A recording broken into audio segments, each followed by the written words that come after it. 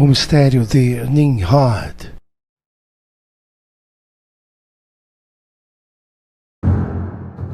O mundo antigo é repleto de personagens com histórias envoltas em grandes mistérios.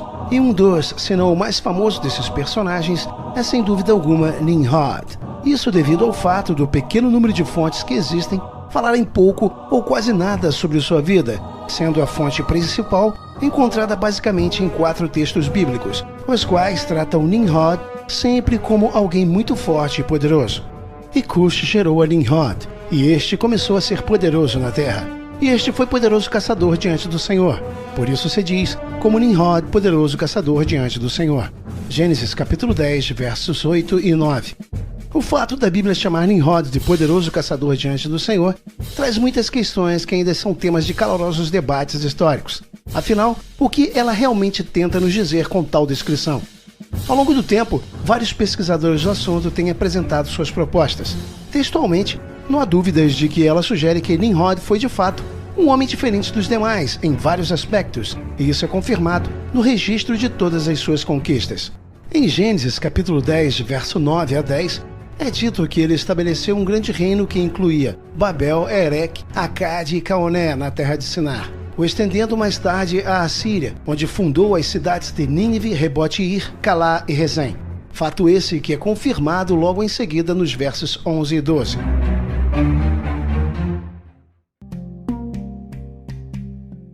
Em relação a Sinar, temos uma observação muito importante a fazer.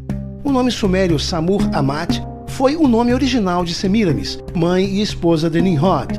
Isso sugere que a antiga civilização suméria pode ter derivado seu nome de Semiramis.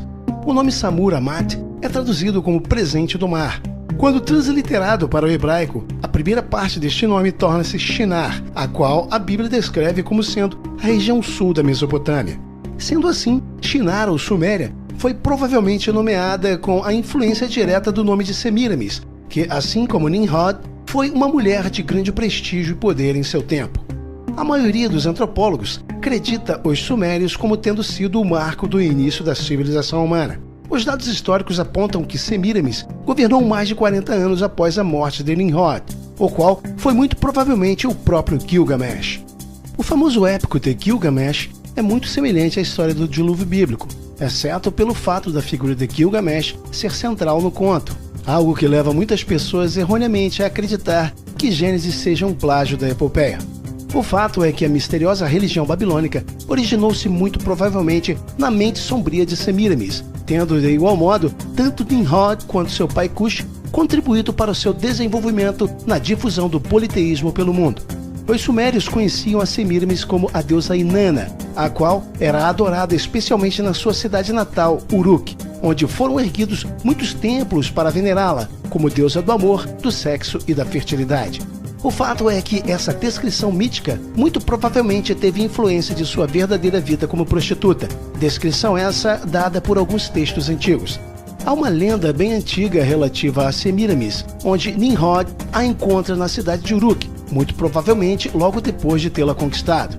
A verdade é que as histórias da rainha deusa sendo uma prostituta e proprietária de recintos de prostituição não foi uma fonte bem aceita para a construção de todo o enredo das lendas que enaltecem e deificam seu nome. Fato esse que pode muito bem explicar o porquê de tais episódios terem sido ocultados da história. Por este motivo, vemos as lendas posteriores sempre retratando Semiramis como uma deusa mítica da fertilidade e mãe de deuses, ao invés de uma mulher ligada à prostituição. Sendo assim, todas as tentativas de rastrear a origem do culto a Semiramis nos levam inevitavelmente a uma mesma pessoa na história. A mitologia antiga apresenta Semiramis subindo ao céu como uma pomba, onde teria se tornado literalmente rainha deusa da fertilidade Inanna.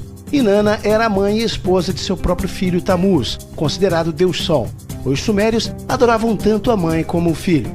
Após a dispersão dos povos da Torre de Babel, a adoração de ambos, mãe e filho, continuou em todo o mundo antigo, porém com seus nomes sofrendo alterações nos diferentes locais que foram introduzidos. Inanna, por exemplo, que é o mesmo que Semiramis, era conhecida como Istar na Babilônia.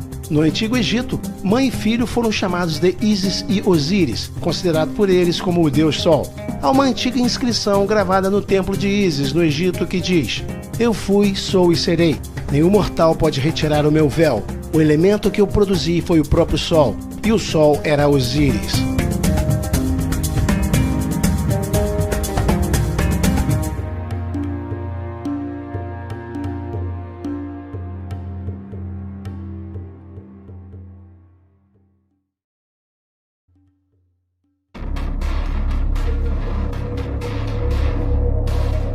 Aqui fica claro que o Sol indica a personificação de Osíris da mesma forma como Nimrod, o que para alguns pesquisadores do assunto seria a mesma pessoa, agora imortalizados como deuses nas inscrições do templo da deusa Ísis, que seria na verdade sua mãe e esposa Semíramis.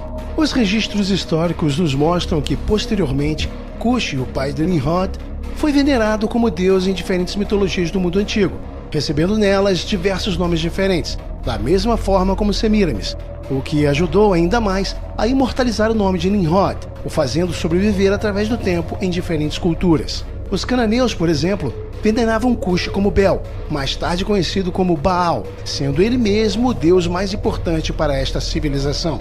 Tudo leva a crer que Nimrod foi um homem habilidoso, um líder nato e ambicioso, capaz de realizar feitos que um homem normal jamais conseguiria.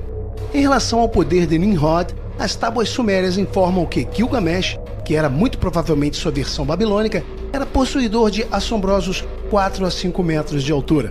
É fácil notarmos isso em sua estátua, onde ele segura facilmente um leão, como quem segura um pequeno gato nos braços. Outro fato que muitos não se dão conta é que o nome da poderosa Babilônia vem justamente de Babel, sendo ambas a mesma cidade que o próprio Nimrod fundou e governou. Babel seria, na verdade, a cidade que deu origem à Babilônia, sua versão mais moderna que veio a existir milhares de anos depois.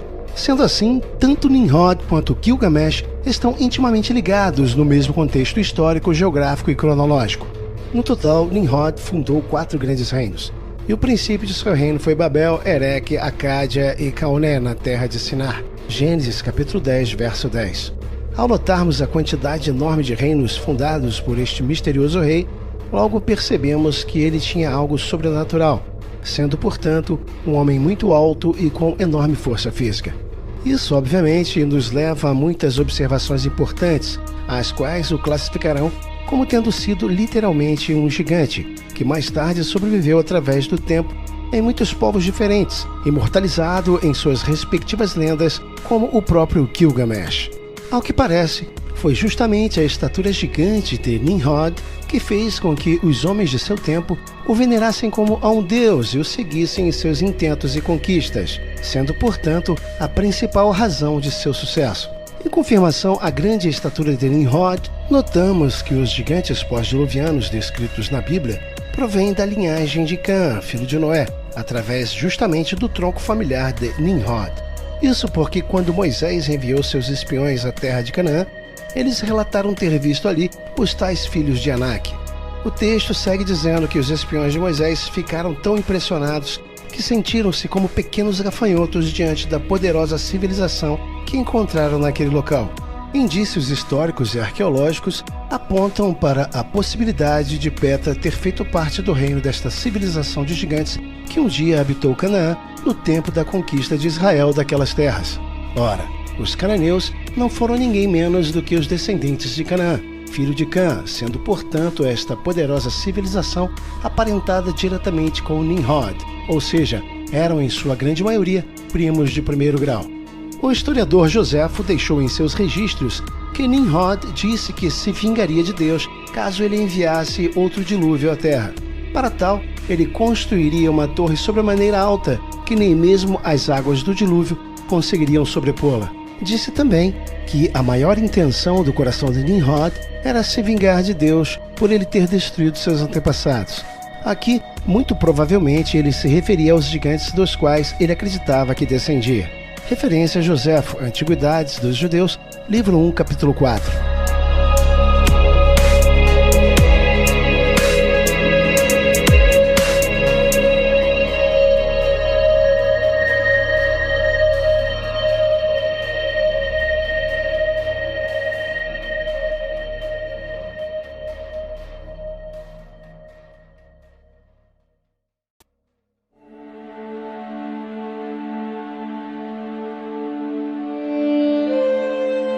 Hoje em dia, no vocabulário moderno, o nome Nimrod é usado para indicar pessoas especialistas ligadas à arte da caça. Inegavelmente, os indícios confirmam que Nimrod foi inserido na mitologia de diversas culturas antigas, como em lendas húngaras, gregas, árabes, sírias e armênias.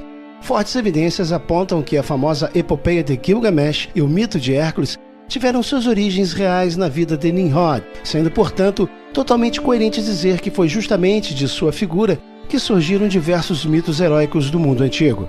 Dessa forma, todos os indícios nos levam a crer que Nimrod pode ter sido, além de um gigante, o próprio Gilgamesh das lendas babilônicas, visto que foi justamente ele quem fundou Babilônia e a Síria, como descrito em Miqueias capítulo 5, verso 6, sendo o nome da primeira derivada de Babel, erguida muitos anos antes pelo próprio Nimrod. Eles consumirão a terra da Assíria à espada e a terra de Nimrod nas suas entradas. Assim nos livrará da Síria, quando vier a nossa terra e quando calcar os nossos termos. Miqueias capítulo 5, verso 6. O Antigo Testamento afirma que Nimrod foi o sexto filho de Cush, e o significado de seu nome no idioma original é rebelar-se. E Cush gerou a Nimrod, que começou a ser poderoso na terra. 1 Crônicas capítulo 1, verso 10. Em Gênesis capítulo 10, verso 8 a 9, temos uma descrição mais completa da genealogia, fama e poderio que Nimrod possuiu em seus dias. E Cush gerou a Nimrod, e este começou a ser poderoso na terra. Este foi poderoso caçador diante do Senhor, por isso se diz, como Nimrod, poderoso caçador diante do Senhor.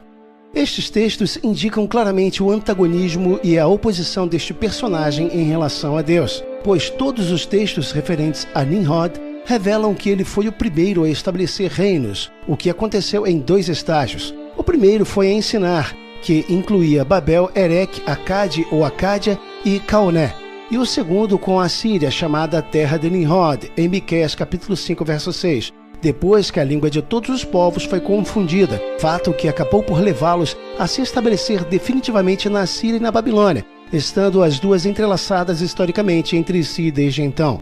E é neste ponto que vemos a ligação direta e irrefutável entre Nimrod e Gilgamesh, pois é justamente aqui que o personagem da famosa história babilônica, descrito na epopeia que leva o seu nome, cria notoriedade.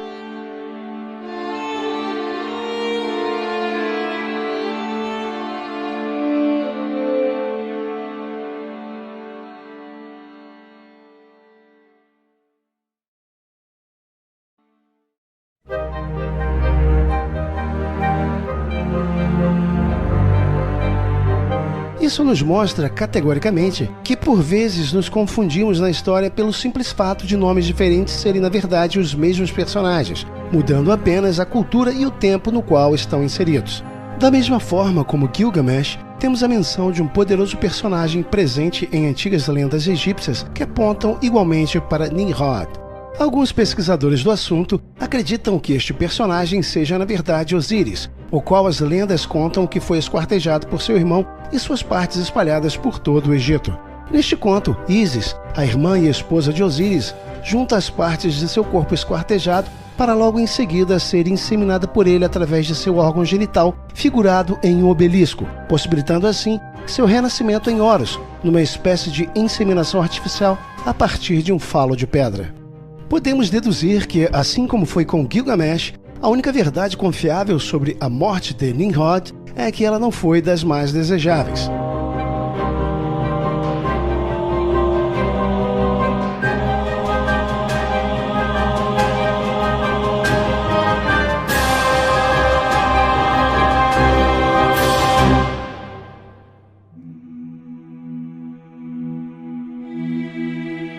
Além da Bíblia, temos duas fontes importantes que falam sobre Nimrod, que são as duas Babilônias de Alexander Hislop e o livro de Jasher, tendo também uma terceira, a qual não se pode levar em conta por se tratar de um livro de ficção chamado Trevas no Berço da Civilização, de Stephen Manhel.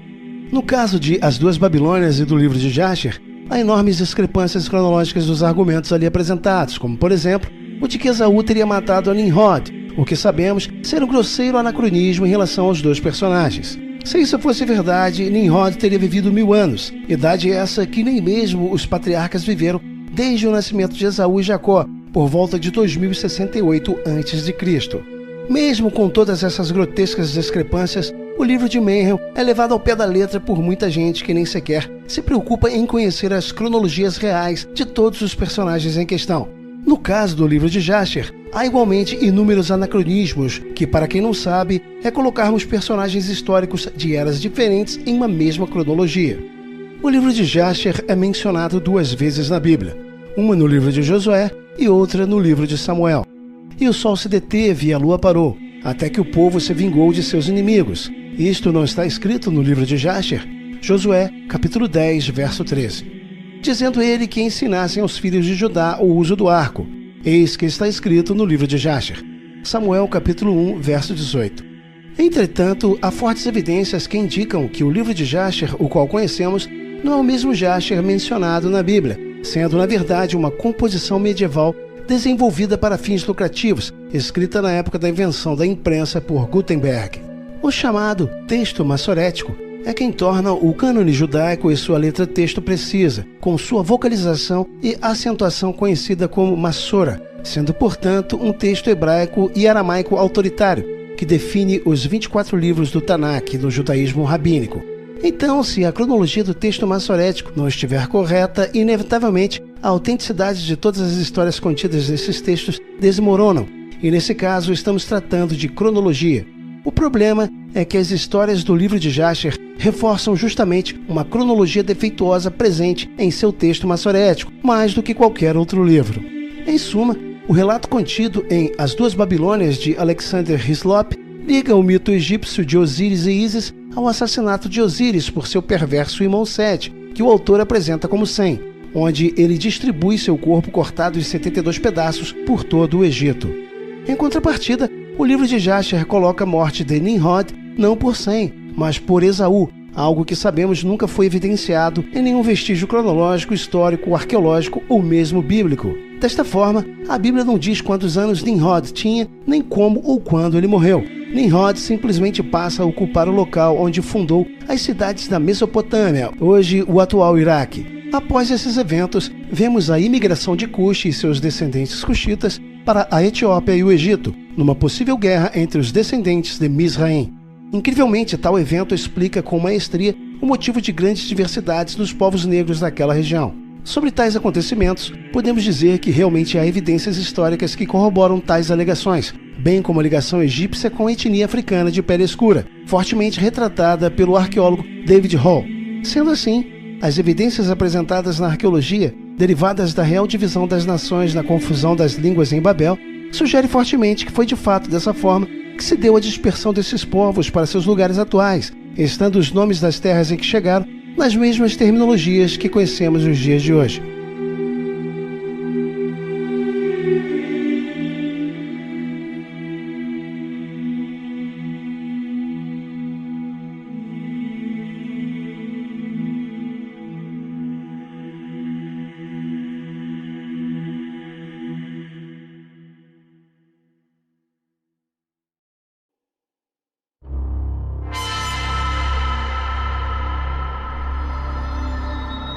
Fontes hebraicas antigas nos dizem que Cush se sentiu ameaçado pela profecia de servidão que seu avô Noé havia feito a seu pai Cã, em referência a todos os seus descendentes, o que fez com que ele logo procurasse estabelecer seu próprio reino através de seu filho Nimrod, longe de seus irmãos e parentes. Logicamente que Cush herdou este espírito rebelde de seu pai Cã, o qual, muito tempo antes, quando ainda era um menino, já havia lançado as bases para uma oposição aberta contra seu pai Noé, em detrimento da maldição que recebera dele, e tal atitude passou para seu filho Cush. Cush, por sua vez, criou seu filho Nimrod no mesmo espírito de rebelião e rancor contra Deus, projetando nele a esperança de um poderoso reino longe de sua linhagem. Este fato, inegavelmente, nos mostra o porquê de Deus ter exigido que Abraão saísse do meio de toda a sua parentela, a qual era totalmente influenciada pela cidade de Uruk, lugar que mais venerou Semíramis, sendo o berço dos lendários Nimrod e Gilgamesh, ambos a mesma pessoa. E de fato, os planos de Cã e Cush surtiram efeito em Nimrod, que se tornaria o fundador do próprio império que um dia escravizaria completamente a nação de Israel no exílio de Babilônia. A memória de Cã e seu filho Cush descansaram, achando que a maldição de Noé não mais cairia sobre seus descendentes, pois sendo o fundador de Babel, Babilônia, Nimrod vingaria ambos, pai e avô, escravizando seus parentes, descendentes de seus tios Sem e Jafé, irmãos de seu avô e tios de seu pai. Sendo assim, tudo indica que, da mesma forma como foi com seu pai Cush e avô Cã, o medo de ser servo pela maldição de seu bisavô Noé também o assombrava. Fato esse que o impeliu cada vez mais a ser um perverso rei temido por todos, e também explica todo o ódio dos povos de Canaã por Israel, da mesma forma como os descendentes de Ismael, filho de Abraão, que deram origem aos árabes, hoje em contínuos conflitos com a nação judaica. E o início de seu reino foi Babel, Ereque, Acádia e Caoné, na terra de Sinar. Gênesis capítulo 10, verso 8 a 10. Sinar não foi nada menos do que a antiga Mesopotâmia, e Babel, o início da Babilônia, mãe de todas as religiões politeístas que mais tarde passaram a pertencer às demais nações, como o Egito, Grécia e Roma antigas, estando hoje enraizadas nas mais diversas religiões do mundo moderno, inclusive do catolicismo, o que explica muito bem o porquê da Igreja Católica manter a tradição de adoração a ídolos. Esse costume surgiu, na verdade, após a deificação de Nimrod com sua personificação em Baal, que sua mãe e esposa Semiramis promoveu por mais de 40 anos após a sua morte. Sendo assim, o costume de adoração a ídolos provém de uma fonte pagã nascida na obscura e secreta religião babilônica, que Apocalipse chama de mãe de todas as meretrizes. E a mulher estava vestida de púrpura e escarlata, e adornada com ouro, pedras preciosas e pérolas, e tinha na sua mão um cálice de ouro cheio das abominações e imundícias de sua fornicação. E na sua testa estava escrito o nome, Mistério, a Grande Babilônia, a mãe de todas as meretrizes e abominações da terra. Apocalipse, capítulo 17, versos 4 e 5.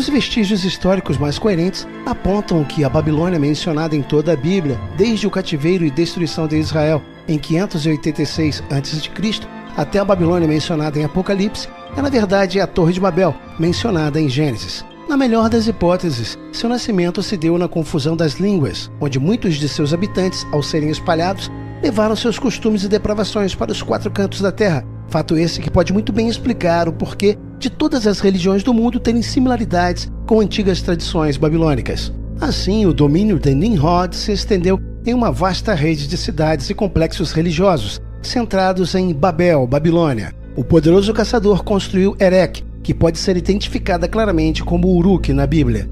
Ereque ficava a 160 quilômetros a sudoeste da Babilônia, tendo sido a lendária cidade de Gilgamesh.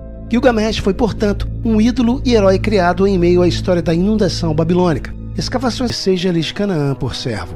Gênesis capítulo 9, versos 26 e 27.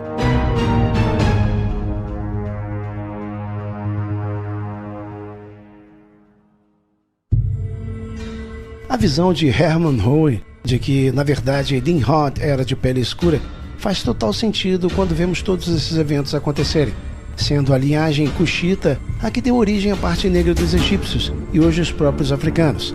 É importante ressaltar que a história eurocêntrica por muitos anos vem negando esses antigos reinos em uma presunção totalmente racista de que tais civilizações não deixaram legados em grandes estruturas de pedra. Infelizmente, o argumento de uma suposta inferioridade da etnia africana foi usado como pretexto para a escravização desses povos na época do colonialismo.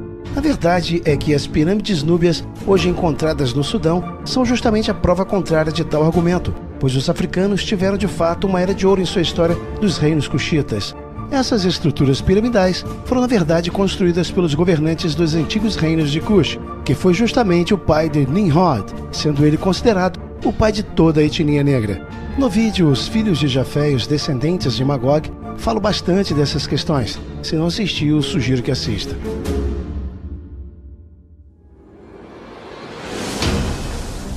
Com a separação dos povos na Torre de Babel, vemos muito mais tarde nações negras e asiáticas se espalharem e se estabelecerem nos locais que as encontramos em nossos dias. Curiosamente, quando analisamos mais a fundo a história das populações que constituem hoje essas etnias, percebemos que elas acabaram se isolando por um fator ancestral que nem mesmo elas conhecem. o medo que Cuxi teve de ser servo da linhagem jafetita, o que logicamente justifica sua separação. Aqui não está sendo apresentado nem discutido argumentos de ordem racista ou mesmo de preferência de um determinado grupo étnico, e sim os acontecimentos proféticos que giram em torno da maldição feita por Noé a seu filho Cã, a qual foi repassada para toda a linhagem cananita, vindo essa, muito mais tarde, a ser destruída por Moisés e Josué. Então fica a pergunta: Deus rejeitou a descendência de Cã apenas por esse ter visto seu pai Noé embriagado e nu? É claro que não. Na verdade, o que percebemos é que essa foi uma forma de Deus reforçar sua ordem na difusão de todos esses povos sobre a terra, algo que Nimrod tentou com todas as suas forças impedir, com o intuito apenas de criar um poder global debaixo de seu maligno domínio, onde a obscura religião da antiga Babilônia seria legada a todos os povos da terra em afirmação direta contra Deus. Nessa ótica, não fica difícil enxergarmos que Deus já sabia que a linhagem de Cã era propensa à maldade, ao erro e à desobediência. O que ele fez foi apenas adiantar o veredito final, o qual ele já sabia que seria imutável. Não por ele, mas pelas próprias escolhas que os envolvidos Cã, Cuxi e Nimrod fariam, rebelar-se contra ele.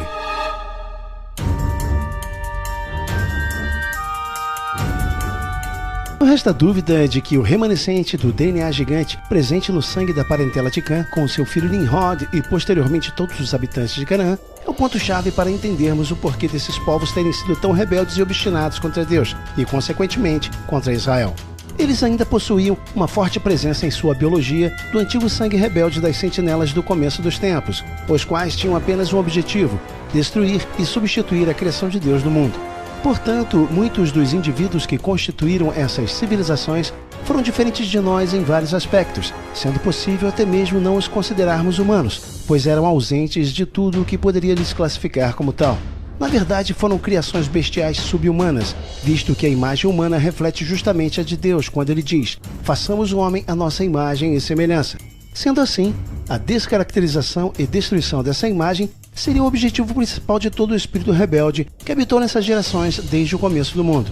A destruição das civilizações gigantes de Canaã foi, portanto, a difícil decisão que Deus teve que tomar quando trouxe seu povo do deserto. Fato esse que faz ainda hoje muitos criticarem seu veredito final a esses povos, sem ao menos entenderem a profundidade real e complexidade de toda essa história. Os povos cananeus eram rebeldes, idólatras, blasfemadores, assassinos e infanticidas. Se alimentavam e sacrificavam constantemente bebês humanos ao seu deus Moloque. No livro perdido de Og, que foi o último de uma linhagem de gigantes que habitava a terra de Canaã, temos a revelação do monstruoso costume que este gigante mantinha de devorar constantemente os bebês de seus inimigos em macabros rituais satânicos. Se desejar saber mais sobre este assunto, sugiro que assista a outro vídeo aqui do canal intitulado O Livro Perdido de Og, o Último dos Refaíns. Dessa forma, não havia outra solução a não ser destruir toda aquela semente maléfica, contaminada já há milhares de gerações desde o começo dos tempos, pois o mal já estava entranhado em suas artérias provindas de seus ancestrais antediluvianos. As batalhas do povo hebreu contra os gigantes de Canaã é a prova cabal de que o DNA gigante fez ainda muitos estragos após o dilúvio. Um outro vídeo aqui do canal intitulado Gilgal Refaim, a Roda dos Gigantes, lhe explanará com detalhes todos estes acontecimentos.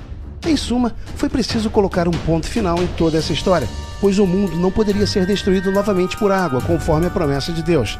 Assim, tanto Moisés quanto Josué abriram as portas não somente para a sua nação, mas para todo o novo mundo, incluindo nós, na reconquista humana da terra desde o início da criação. E Deus os abençoou e lhes disse: frutificai, multiplicai-vos e enchei toda a terra.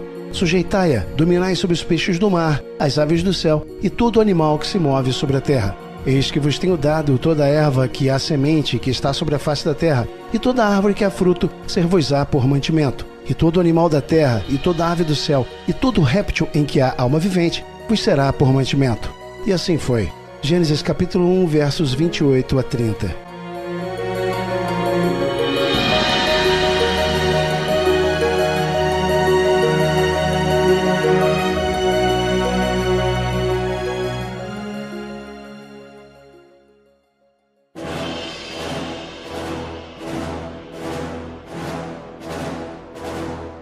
Não podemos negar que o ápice de toda esta perversão idólatra e demoníaca nasceu justamente na mãe de todas as meretrizes, a antiga Babilônia de Nimrod. Sua perversão levou ao panteísmo, que é a crença de que a natureza e Deus são em essência a mesma coisa, e o politeísmo, sistema religioso que acabou estabelecendo a enorme quantidade de deuses que vemos hoje em diversas religiões pelo mundo.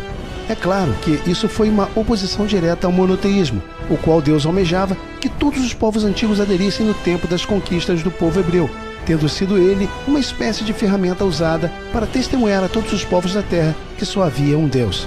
Ao contrário do que muitos pensam, Deus não queria apenas ter Israel como povo, e sim as demais civilizações do mundo, pedindo apenas que elas deixassem suas perversões e costumes pagãos doentios, assim como os cananeus, com seus sacrifícios humanos, canibalismo e infanticídio.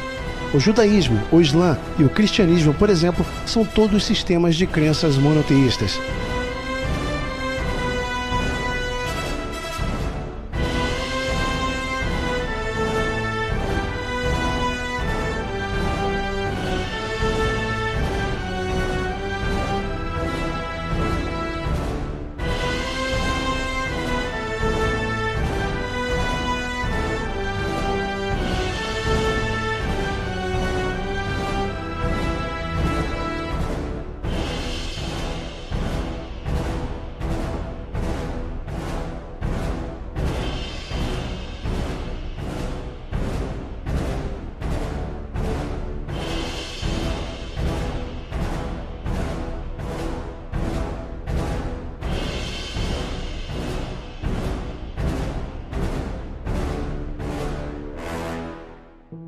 Há muitas evidências históricas apontando que todas as formas de paganismo, ou seja, todo panteísmo e politeísmo, têm suas origens diretas na antiga Babilônia.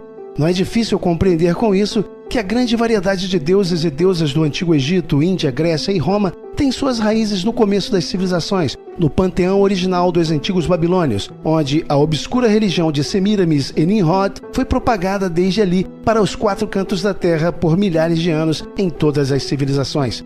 E todo este evento teve início milhares de anos antes, quando os visitantes das estrelas estiveram neste mundo, deixando como herança seus atributos de deuses nos frutos gerados no ventre de seus hospedeiros terrenos, as fêmeas humanas.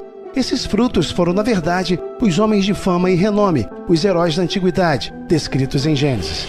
Assim como o semideus Hércules, Titã Atlas, o deus romano Júpiter e tantos outros heróis e deuses de mitologias diferentes, eles foram, na verdade, metade homens e metade anjos. Dessa forma, civilizações posteriores começaram a chamar-se os líderes de deuses, como o Faraó, que para os egípcios era considerado literalmente o Deus Sol.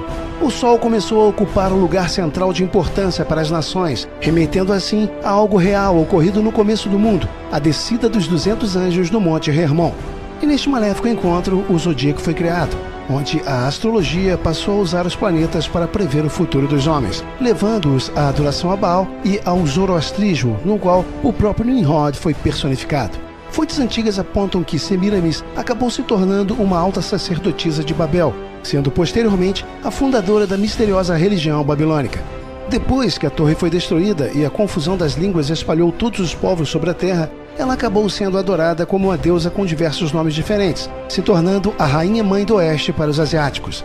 E de fato, os registros históricos confirmam a existência de uma figura feminina estrangeira conhecida por vários nomes locais, se tornando a deusa mãe na religião e mitologia chinesa, também adorada nos países asiáticos vizinhos e atestada desde tempos antigos como sendo a Rainha Mãe do Oeste. Em um antigo manuscrito chinês chamado Shu King, ou A História Registrada no Bambu, um líder por nome Shun é descrito como tendo sido negro. Obviamente que isso nos dá a entender que ele não era chinês. Sua mãe era chamada a Rainha Mãe do Oeste, uma forte indicação que sua linhagem pode realmente ter sido estrangeira em terra chinesa. No Shu King, o nome do pai de Shun está grafado como Kuso. Segundo a história mundial escrita pelo pesquisador Hermann Hohen, Shun não seria outro senão o próprio Nimrod, descrito na Bíblia. Assim, Kuso teria sido o pai de Nimrod, mais conhecido como Cush, de onde provém toda a cultura negra. Semíramis tornou-se Estar na Síria, Astarte na Fenícia, Ísis no Egito, Afrodite na Grécia e Vênus em Roma. Seu outro filho, Talmuz, também foi deificado, recebendo de igual modo vários nomes como sua mãe Istar e se tornando o deus do submundo. No culto a Istar, era ensinado que ela era virgem quando concebeu seu filho Talmuz, mediante um raio de sol. Fato esse que que sugere a influência da profecia bíblica sobre o nascimento de Cristo, gerado pelo Espírito Santo na Virgem Maria. O fato é que tal acontecimento foi previsto desde muito cedo pelos profetas hebreus, o que muito provavelmente fez com que os babilônios acabassem conhecendo a história da profecia da vinda de Cristo na época do cativeiro de Israel em Babilônia, sendo depois disso inserido e modificado nas lendas pagãs mesopotâmicas. Semíramis também proclamava que Tammuz era a reencarnação de Nimrod, sugerindo assim sua ressurreição como a de Cristo. Dessa forma, Tammuz corresponde a Baal na Fenícia, Osíris no Egito, Eros na Grécia e Cupido em Roma, sendo todos ligados a cultos de orgias sexuais.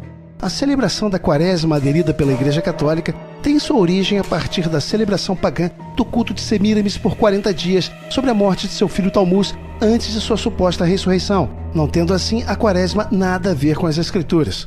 Ao contrário disso, a Bíblia refuta as mulheres hebreias que acabaram aderindo ao culto a Estar e seu filho Tammuz no tempo do cativeiro de Babilônia. Então disse: Filho do homem, viu o que os anciãos da casa de Israel fazem no escuro, cada homem em seus aposentos de imagens? Pois eles dizem: Deus não nos vê, ele abandonou a terra. Disse também para mim: Tu verás novamente outras grandes abominações que eles fazem. Então ele me trouxe para o portão do templo na direção norte, e eis que lá estavam sentadas as mulheres chorando por Tammuz. Ezequiel capítulo 8, versos 12 a 15. Após a queda de Babilônia, seus sacerdotes fugiram para o Egito e transportaram sua religião com eles, influenciando assim completamente este povo. Os egípcios adoravam Ísis e seu filho Osíris, também conhecido como Horus. As mesmas conotações de mãe e filho aparecem também na Grécia como Ceres, a grande mãe com um bebê em seu peito, ou mesmo Irene, a deusa da paz, com o menino Plutus em seus braços, e na Roma pagã como Fortuna e Júpiter.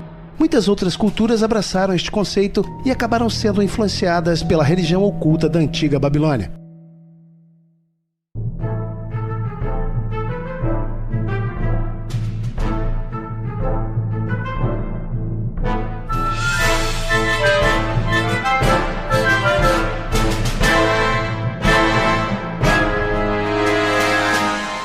Não há dúvidas de que a falsa religião começou com a Torre de Babel e Nimrod, da qual a Babilônia derivou seu nome. Caim foi o primeiro adorador da mentira e muitos indivíduos depois dele seguiram seu exemplo. Porém, a religião pagã original começou com os descendentes de Cã, um dos 3 filhos de Noé, que decidiu erguer um grande monumento que alcançaria os céus, a fim de tornar seu nome grande, como nos mostra Gênesis capítulo 10, verso 9 e 10, e capítulo 11, verso 4. Fato esse que teve início do medo que ele sentia da maldição que recebeu de seu pai Noé. Sob a liderança do orgulhoso e rebelde Nimrod, planejaram unificar seu poder em um sistema mundial de adoração, em que eles mesmos seriam adorados. Essa foi, sem dúvida, a primeira religião enganosa da Terra, na qual todas as outras falsas religiões do mundo tiveram origem. A verdade é que o silêncio das Escrituras em relação a Nimrod, onde ela só o menciona 4 vezes, pode nos dar mais respostas do que podemos imaginar. Talvez essa falta de informações sobre ele aponte, na verdade, para um império sem fim. Um império onde seus descendentes continuam se infiltrando na crença humana através da história, até a consumação dos tempos. Na chegada do Império do Anticristo, de quem Nimrod não foi outro, senão o primeiro modelo e antítipo. Se assim for, Nimrod não morreu, e aparece como inimigo sempre presente do povo de Deus, com sua falsa religião, na qual sempre reivindicou no passado a adoração para si, assim como aquele que tem inspirado todos esses povos desde o princípio dos tempos, o próprio diabo. Nessa forma simbólica, Nimrod retorna mais uma vez para escravizar o povo de Deus com a mentira, assim como o assírio que entra na terra de Israel. Mas o brado de Deus, dito em Isaías, nos dá esperança e mostra que, assim como ele destruiu a Babel, destruirá também mais uma vez os planos do assírio. Eu esmagarei o assírio em minha terra, em minhas montanhas eu o destruirei. Isaías capítulo 14, verso 25.